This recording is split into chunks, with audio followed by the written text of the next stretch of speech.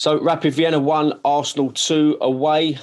Aitch, thanks for joining me. What are your thoughts? And immediately just before we started recording this call, you mentioned one player, and I'm not even going to ask who that player is, who you said stood out for you in that game against Rapid Vienna.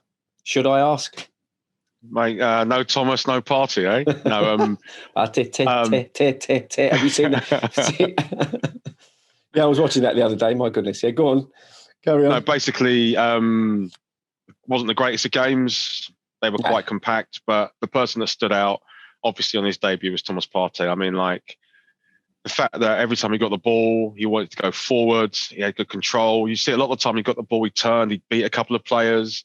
The way he stepped in and just nipped in and stopped attacks. The way he ran into the right positions, to cut off the space.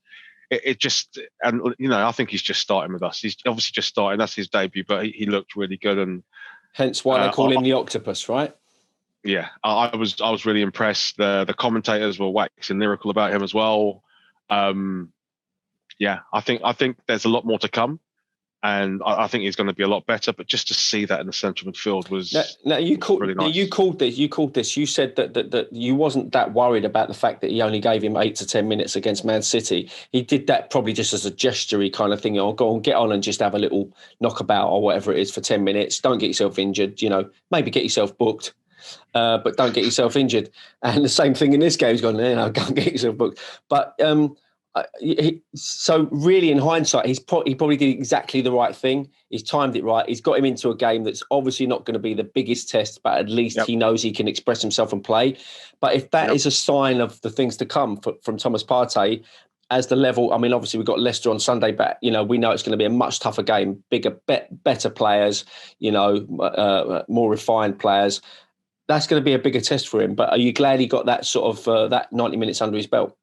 Of course. He needs to play with our players. He needs to know our system, and the more comfortable he gets with that, the better he will get.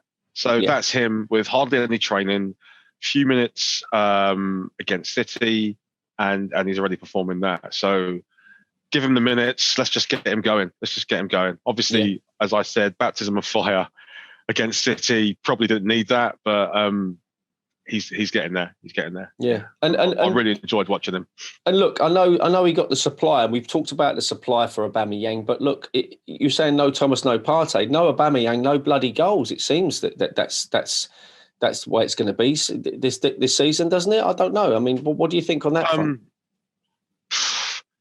I don't think that's completely correct. They were solid. Like, we've got to understand that first half. Vienna was solid. We went back to a back four. We just didn't seem to. We weren't breaking them down. It was just pretty dry in that first half. I know Lacazette had a few chances and stuff, but I think once we sort out this creativity in midfield, once we sort out how we're going to play, the other guys can score. And Nketiah can score. We know that. Yeah, Pepe should be able to score for us. William wasn't there. William can score for us. Saka can score for us. Obviously, Aubameyang's our main man, but I still think that there's goals elsewhere in this team. Well, fingers crossed, anyway.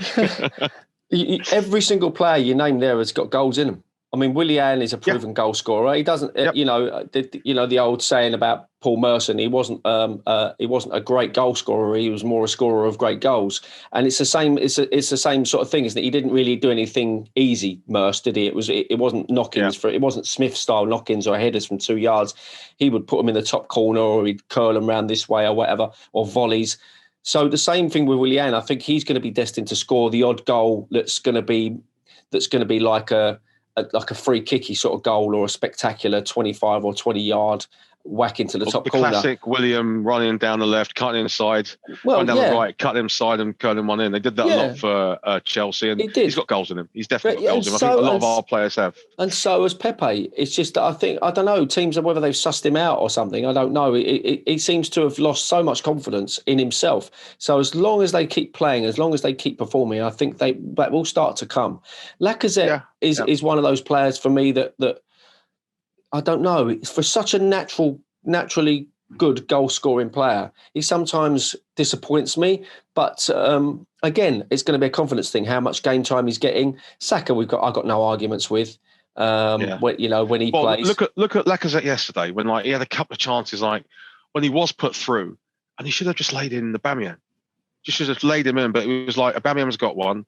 I don't know if actually he scored by then, but he was like, I've got this ball now. I need to try and do something. And he tried to do something that was just really, really hard. Yeah. Where a Lacazette, confident, flowing, in full form, would have just laid that off. Yeah. Yeah. Sometimes he tries a bit too hard. Sometimes I don't know what it is. It's been ever since like he got that injury, the beginning of last season, pre-season. He just seems to be a bit off. Yeah. But I really like him. I like how he holds it together. Because I like the way he holds it up. I've spoken to you about this before. I like the way him being a focal point. Yeah. People joining him to him, feeding off him, but he still needs to bang the goals in. But then again, he scored in his first 3 games for us as well, didn't he? That's very true. That's very true. And you want to very quickly hit on the other end of the pitch. But I didn't really want to talk about this, but I'm going to have to highlight it because everybody else is saying it. He didn't seem that comfortable. I don't like talking about this. And obviously he gave them the goal. But was that his fault? I couldn't see. I mean, I know it was essentially. That's how we play. That's how we play. Yeah. Okay, to be perfectly honest, I don't think Martinez would have made that mistake. And I saw something in the press where Tony Adams doesn't always say that, obviously he's one of all of our heroes, but it doesn't always say the right stuff with Arsenal. But he said he thinks that Arteta made a mistake. He said that he thinks that we should have kept Martinez. And so far, I know it's really early days. Everything I've seen from Mike, he's been an absolute rock for Villa. Yeah, an absolute rock. And if you remember, when we started playing from the back and Martinez was there, everyone just felt a lot more confident. They just felt calm with it. And you still feel calm with Leno. It's not like kick the ball out for a goal kick or for a corner. But Leno's still. Leno's. Well, the thing is, we shouldn't forget Leno's just saved us so many times, and he's still a great goalkeeper. But recently comparing him to Martinez. I think we've got to stop this comparison thing because Martinez is a completely different goalkeeper. He was a really confident, solid goalkeeper. But what that does, it kind of it puts Leno into his shadow slightly. And I don't know if I agree with all that. I think Leno is, like you just said, still he's saved us lots and lots of times. Yeah. But Joe, you have to make that comparison because these have been our last 2 goalkeepers. It's been obvious. Yeah, I suppose it's been there. It's there right in front of your face. We've all been seeing it, and it's hard not to say it when we had a goalkeeper that's come through our ranks that looked absolutely solid. And fair enough, we had another goalkeeper before that, and we've got him now, who was making amazing saves and was saving us loads. But you just don't get that same sense of comfort when we're playing out the back, which is, I don't like. No, I know. Well, we'll stop. I don't know. It's certainly a step up from Flappy Hansky or Almunia, isn't it?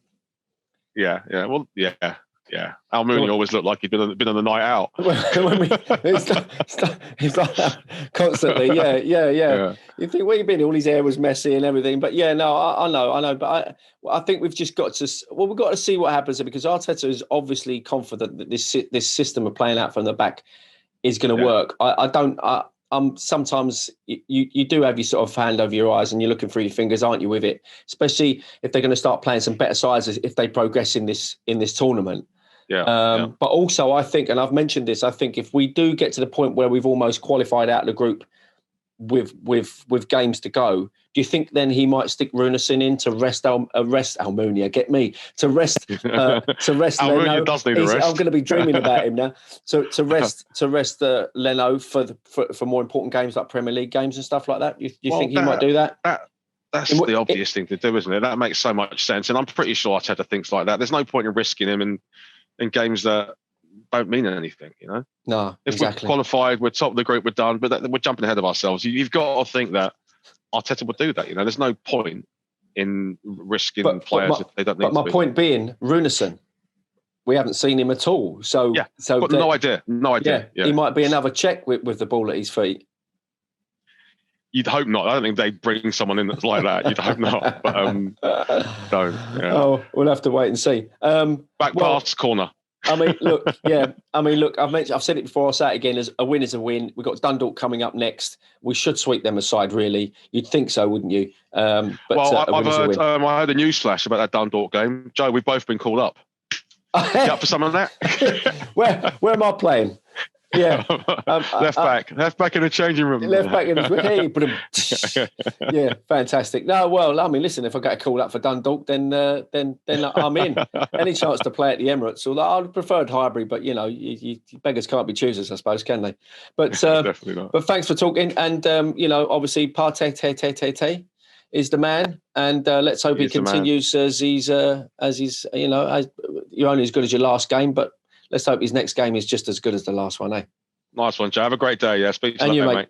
Thanks, Aitch. See ya. Bye-bye. Bye.